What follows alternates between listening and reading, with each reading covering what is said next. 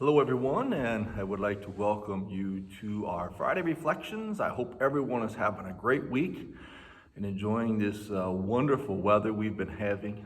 I'm thoroughly enjoying being able to text my friends way up north in Ohio and Michigan about how great the weather is here. So I know I, for one, am enjoying this beautiful fall weather. We have here with us today our friend Martin Luther as we celebrate and talk about the Reformation this weekend. But before we get into that, just some important announcements and things to remember this weekend and also moving forward. This coming Saturday is our trunk or treat with our brothers and sisters in Christ down the street at Good Shepherd Presbyterian. That runs from 5:30 to 7. We still would like people to do trunks on behalf of our congregation. I think we only have 6 at this point.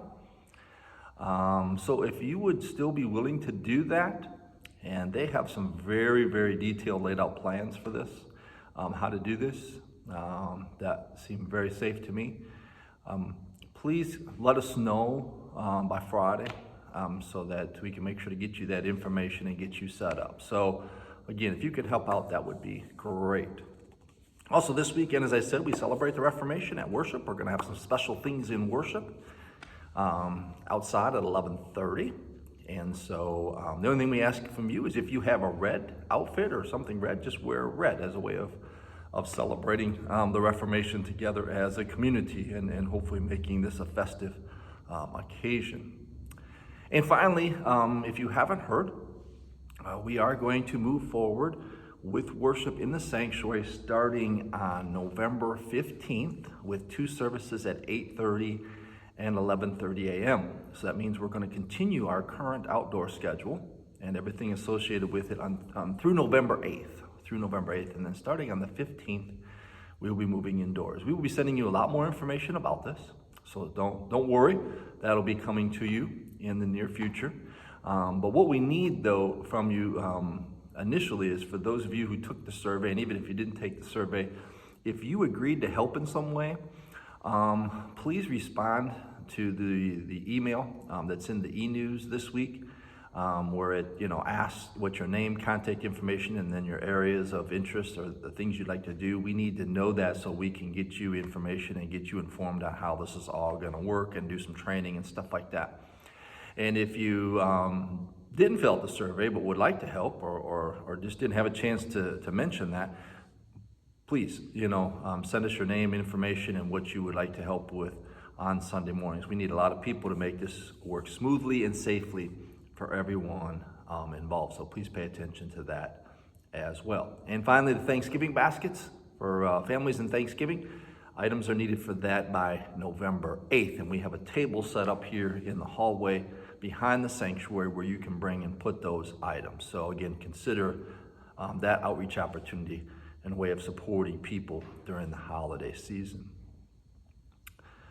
One of the things I like about the Reformation is that in addition to it being the sort of the foundation of who we are as a people of God, and that whole sense of that notion of salvation comes by God's grace and faith in Christ Jesus in that grace, is that as I study Martin Luther and as I've got to know about him over the years, is I find that a large part of my life mirrors his. Like Martin Luther, I grew up viewing God as more of a God to fear and a vengeful God.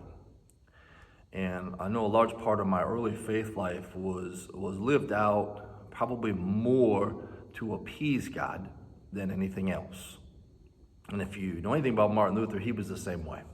He went so far as to joining a monastery, thinking that somehow that kind of devotion would eventually please God and make him worthy in God's eyes. But when that didn't work, one time Martin Luther was reading the book of Romans. And I believe it was in chapter 1, verses 16 to 17 in that area, where all of a sudden Martin sort of had this life-altering experience where all of a sudden he went from seeing a vengeful, angry God that he had to appease with all of these good works to a God that already loved him, that already had died for him, that already had given him, this second chance, this new life he was looking for. And all Martin Luther had to do was accept that gift and have faith in that. And so I want to read to you Romans 1:16-17, where Paul says, For I am not ashamed of the gospel. It is the power of God for salvation to everyone who has faith, to the Jew first and also to the Greek. For in it the righteousness of God is revealed through faith for faith. As it is written, and this was the key, the one who is righteous will live by faith. All of a sudden, Martin Luther realized that righteousness was not based on him. It was based on his faith in the righteousness of Christ for him. And, we get the sense that Martin's life just went in a whole new direction. And it made such an impact that he helped start this thing we call the Reformation. And he is the one that, along with others, helped us get to where we are today with many of the joys in the Christian church that we enjoy today. He even went so far as to put his life on the line. He almost lost his life for this moment of revelation. It was that important to him. And I know when I was in college and I was involved in this small chapel at the university I attended, I had a very similar experience. When all of a sudden I realized that all these things I was trying to do to appease God were not necessary, that God was already pleased with me. In Jesus Christ, God says, hey, I love you. You're my creation. I am pleased with you. I have gifted you. I call you. I have forgiven you. I have freed you to go out and live a life of love and service. And that message still has such importance today. As much as that message shaped the life of Martin Luther and has shaped and changed my life over the years, it still does for people today. And we as a people of God, as Christians, and especially as Lutherans who have this message as the foundation of our faith, we have a wonderful opportunity to make a difference in the world today, because my experience, my encounters with people today is that many of them approach God just as I did, just as Martin Luther did, and so many others, of a vengeful, angry God, that they're never going to be good enough. They're never going to be holy enough. So why try? Why even give it a shot? And it's this encounter with a loving and gracious God that really can transform lives and make things different. Look at Jesus. Look at what made Jesus so popular during his ministry, is that because he talked to people that you weren't supposed to talk to. He reached out to people you weren't supposed to reach out to. He had fellowship with people you weren't supposed to hang out with.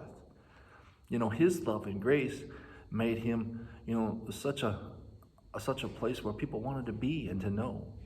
And it's no different today. So, as we celebrate that this weekend, we need to remember the significance of that, the importance of that, and how life-altering this message is. It is the message of God's grace for all the world, for everyone, you, me, everyone, that we are created in God's image. We are loved by God, and God claims us as God's own.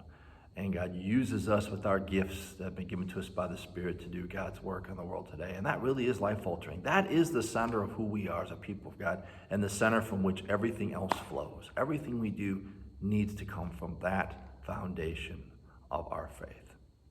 So I wish all of you a happy Reformation, but more importantly, I hope at some point in your life, if it hasn't happened already, if it has, celebrated again this weekend, but if it hasn't, that you will come to know a gracious and loving God, a merciful God that loves you beyond your understanding and wants to shape you and mold you and use you in ways you never would have imagined, not to appease an angry God, but because God is already pleased with you. God's blessings to you. Have a great weekend.